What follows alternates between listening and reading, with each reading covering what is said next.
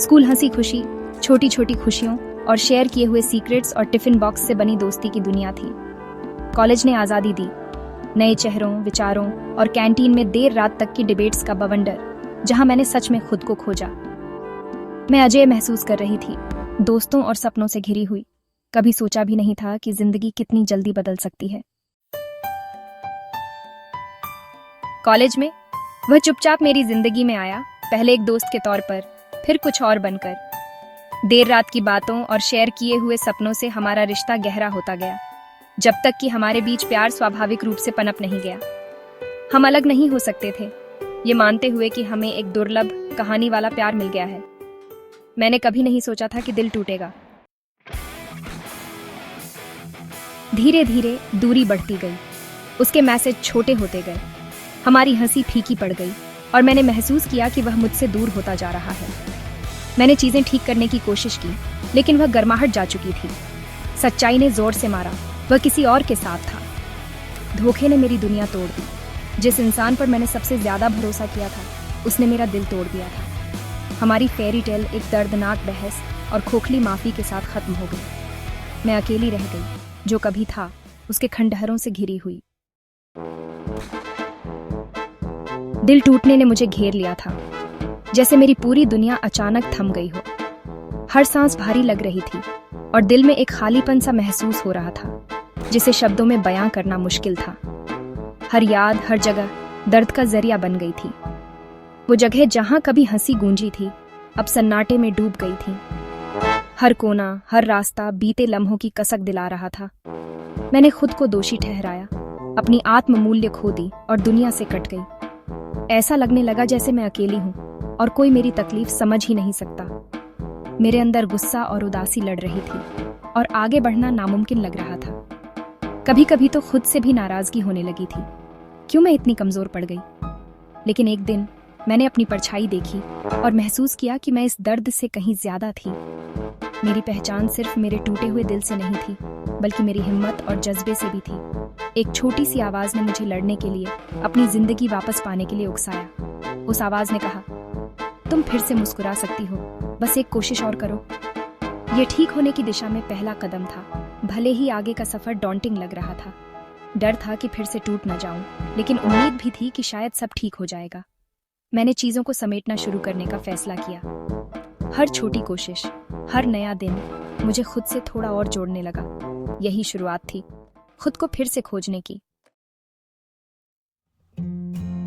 ठीक होना छोटे छोटे कामों से शुरू हुआ, जैसे हर सुबह खुद के लिए बिस्तर लगाना, अपने कमरे को साफ रखना और दिन की शुरुआत एक कप चाय के साथ करना। ये छोटे छोटे काम मुझे खुद से जोड़ने लगे। मैंने अपनी भावनाओं को डायरी में लिखना शुरू किया, जिससे मन हल्का होने लगा। मैंने उन यादों को हटाया जो मुझे पीछे खींच रही थी। फोन से पुरानी तस्वीरें मिटाई, पुराने मैसेज डिलीट किए। फिर हिम्मत जुटाकर दोस्तों से मिलना शुरू किया, जिनसे मैं दूर हो गई थी। पुराने दोस्तों से मिलकर उनकी हंसी और अपनापन फिर से महसूस किया। मैंने अपने पैशंस को फिर से खोजना शुरू किया, पेंटिंग, गिटार बजाना और बगीचे में पौधों के साथ वक्त बिताना।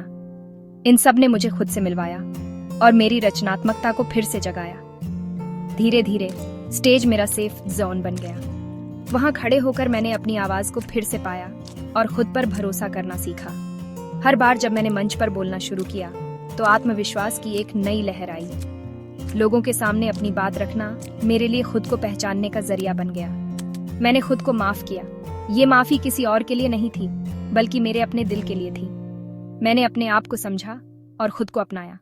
गुस्से और दुख को धीरे धीरे जाने दिया, ताकि मन में शांति और सुकून के लिए जगह बन सके। मेडिटेशन और गहरी सांसों ने मुझे सुकून दिया। मैंने फिर से हंसना सीखा, दोस्तों के साथ या अकेले किसी मजेदार वीडियो को देखकर। हंसी ने मेरे दिल को हल्का किया। छोटी छोटी चीजों में खुशी ढूंढना सीखा, सुबह की कॉफी, फूलों की खुशबू या बस ताजी हवा में सांस लेना। मैंने अपने लिए नए सपने देखना शुरू किया, एक ऐसा भविष्य जिसमें मैं खुद को सबसे पहले रख सकूं और अपनी खुशियों को चुन सकूं। दिल टूटने ने मुझे जुझारूपन सिखाया। अब मैं हर चुनौती का सामना करने के लिए तैयार थी। मैंने खुद को मजबूत बनाना सीखा। मैंने अपने अंदर एक नई ताकत पाई, जो पहले कभी महसूस नहीं हुई थी। अब मैं खुद को टूटी हुई नहीं, बल्कि और भी मजबूत और आत्मनिर्भर मानती हूँ। इस सफर ने मुझे और भी समझदार और दयालु बना दिया। अब मैं दूसरों की मदद करने में भी खुशी महसूस करती हूँ। मुझे एहसास हुआ कि मैं खुद में पूरी हूँ। मुझे किसी और की जरूरत नहीं। खुद से प्यार करना ही सबसे जरूरी है। मेरी कहानी अभी शुरू ही हुई थी। अब मैं अपने नए सफर के लिए पूरी तरह तैयार थी और इस बार मैं खुद के लिए जी रही थी। जब मैं पीछे मुड़कर अपनी जिंदगी को देखती हूँ तो मुझे सिर्फ प्यार या नुकसान ही नहीं दिखता, बल्कि उन लम्हों की गहराई भी महसूस होती है जिन्होंने मुझे आज का इंसान बनाया। हर मुस्कान, हर आंसू, हर बिछड़न और हर नई शुरुआत सब मिलकर मेरी कहानी को गढ़ते हैं। इन अनुभवों ने मुझे सिखाया कि मेरी जिंदगी का सबसे जरूरी सबक यही है, खुद को समझना, खुद को अपनाना। मेरी असली कीमत किसी और के फैसलों या पसंद से तय नहीं होती। मैं अपनी पहचान खुद बनाती हूँ और मेरी खुशियाँ मेरे अपने हाथ में हैं। दिल टूटना, चाहे जितना भी दर्दनाक हो, असल में मेरे विकास का कैटलिस्ट था।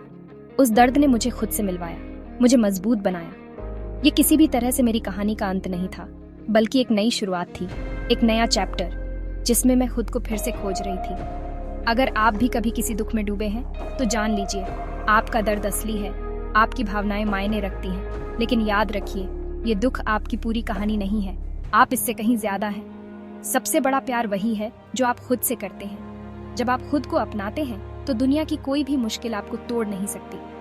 अपनी जिंदगी को ऐसे बनाइए जिससे आप खुद प्यार कर सकें, अपने सपनों, अपनी खुशियों और अपनी आजादी के साथ। रिश्ते आपकी खुशी में इजाफा करें, उसे परिभाषित न करें। आपकी असली पहचान आपके अपने फैसलों में है। हर बार जब आप गिरते हैं तो यह एक मौका है और भी मजबूत होकर उठने का।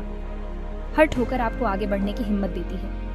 खोया हुआ प्यार कोई गलती नहीं है, वह एक सबक है, एक अनुभव है जिसने आपको और भी खूबसूरत बना दिया है। हर रात के बाद एक नई सुबह आती है, सूरज फिर से उगेगा और आपके जीवन में भी नई रोशनी आएगी। याद रखिए, आपके सबसे अच्छे चैप्टर अभी आने वाले हैं और इस बार आप खुद अपनी